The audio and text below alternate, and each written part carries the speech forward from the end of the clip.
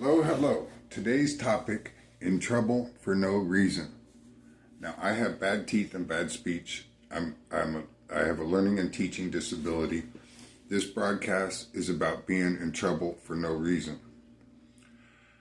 Many times, what this is about is many times throughout history, laws have affected the government's money, etc. About, say for instance, jaywalking. A man wakes up, is in a very, very good mood, goes for a walk, and has to cross the street, but he crosses at the wrong place, and a cop sees him cross at the wrong place, and it ruins his whole week, if not his whole month. And throughout history, this has affected government in many ways. Police officers often struggle with this. If a person is not in any trouble, has never been in trouble, why arrest them? For instance, a doctor has never been in trouble, and he becomes a surgeon someday, and he messes up on a surgery, and they sue him, and he gets in trouble, maybe even jail time for performing a surgery. Where does the law say that he has never been in trouble before? So why should this surgeon be in trouble now if he's never been in trouble before? Well, the answer is the people that have been in trouble before. Say someone's done 25 to life. Say someone's done 25 years in prison, and it's a term law. Now, I don't like talking about myself, but a term law is something in the United States court that says you can hold office for a certain amount of years. And in the prison system, in the Department of Correction, if you do 25 years in corrections, it's considered retirement. If someone was a state ward for 25 years, it's considered retirement. So someone may collect disability for 25 years, but if they don't die in that time, it becomes retirement in the United States law after 25 years. So what I'm trying to say is this person may have been in prison for 25 years, but that means they were a state ward for 25 years, and therefore after the 25 years they are retired. Now, this person was in trouble for a long time and for multiple counts. But after the 25 years, he was considered retired, and this is why the law gets crazy. I don't want to say the law is crazy, but I'm saying that if someone has never been in trouble, they might get jealous when they see someone. If someone has never been in trouble besides traffic tickets or a DUI or something, but say someone gets in trouble for assault or terroristic threats or something, and they have never been in trouble for, they may have trouble understanding why someone who is retired and been in the system for 25 years is not in trouble. And they think to themselves, this is the state's worst criminal. He was locked up for 25 years. Why isn't he in trouble? Well, it's because they taught this person. They taught him, they educate the person, etc. So what this is about is do not think you're in trouble unless you absolutely are in trouble. And if you have committed a crime, you should go to the law and say, if someone maybe runs someone over in a hit and run, they may leave the accident, but later go on down to the courthouse and say, I accidentally ran someone over last night. And this in Lincoln, it's a problem. They taught me this throughout corrections. If you're accused of a crime, they educate people that what to do in certain situations over these 25 years. They learned through trial and error what to do if something happens. So if someone thinks they're in trouble or is accused of a crime and they did not commit it, they should say they should go down to the courthouse and say, I'm being accused of a crime and I do not want something to happen before, and maybe there's an explanation for it, etc. Because I have bad teeth and bad speech, it makes it difficult to explain the jurist prejudice of this. But say someone is an EMT and they're driving along and they witness an accident. Now, in Nebraska law, they have to stop if the EMT knew about an accident and he could have stopped and helped. The medic could have stopped and helped. When the medic helped him, it seemed to do more harm than good.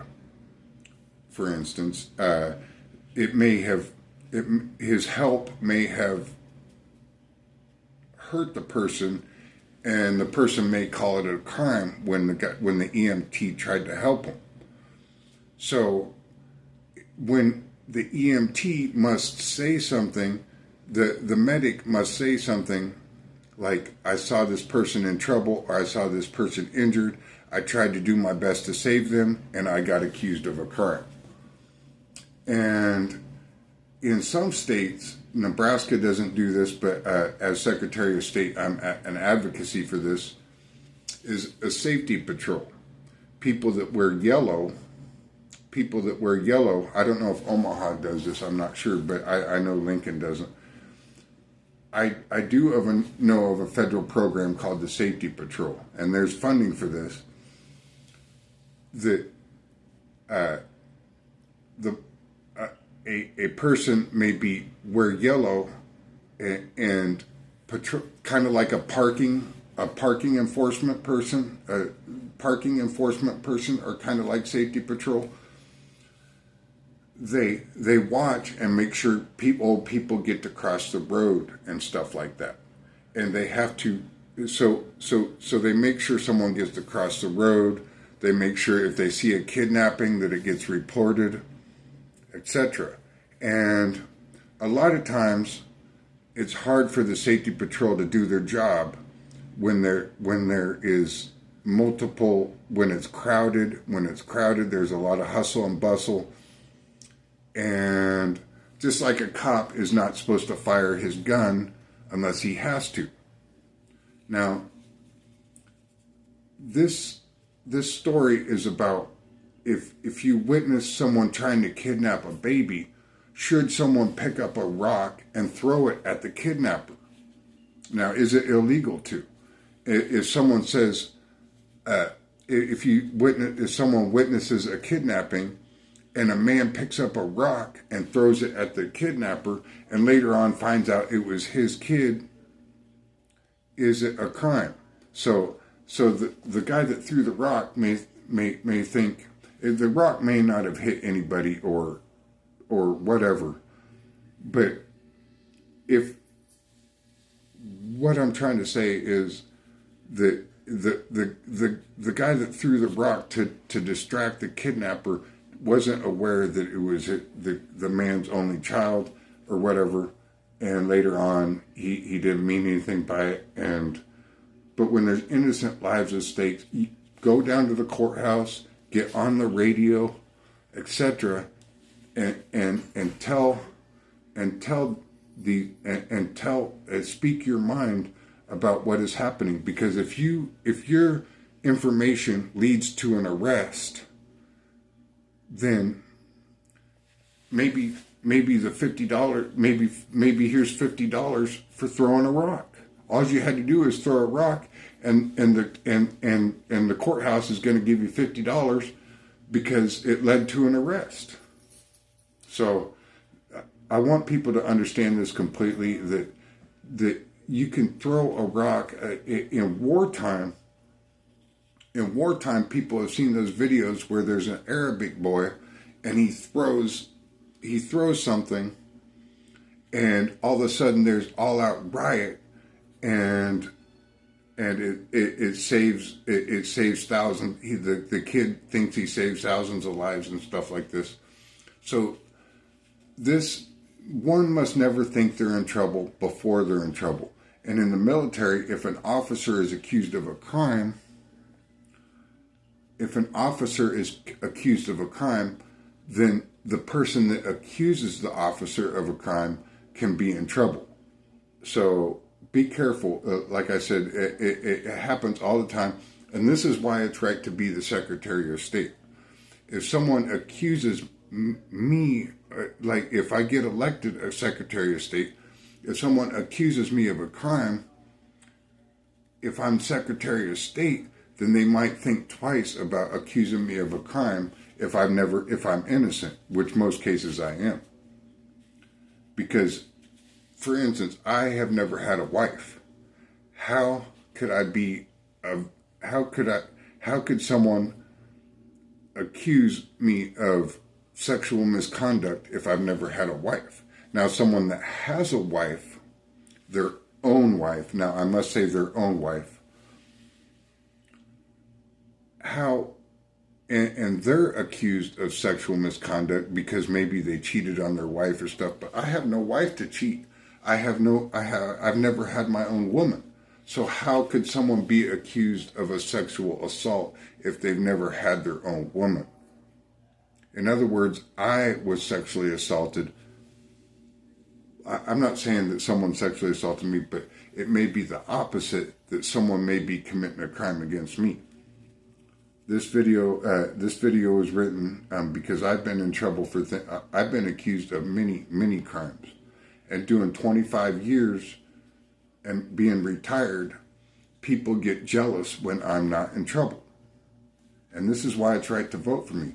25 years is in the Constitution term law.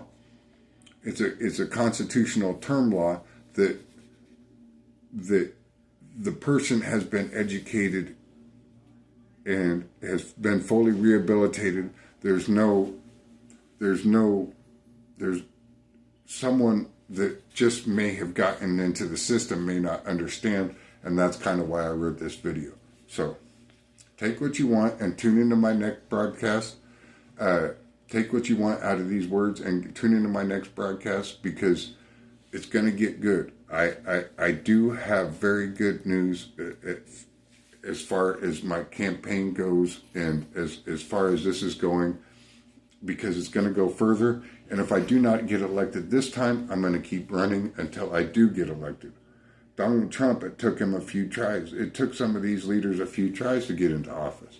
But yes, I would like to get in early. I'll be 45 years old this June, and the younger the Secretary of State is, the better, because young leaders are very much needed right now when there are lawsuits in court, such as kidnapping. Like, I don't want to do things to children. I don't want to. So things like abortion, I'm against. I'm against abortion. I'm against a lot of these things. And a younger leader, say a 45-year-old Secretary of State, might be able to do something more about the younger people that need help. Because there's a lot of young kids that have displaced fate, and they need help. And a lot of times older people just throw the book at them and say, I'll throw you out back and let you run, And this is very hard to explain, but please vote for me, Lee M. Cimfel, Secretary of State, Nebraska, 2025-2026. Thank you, and tune into my next broadcast.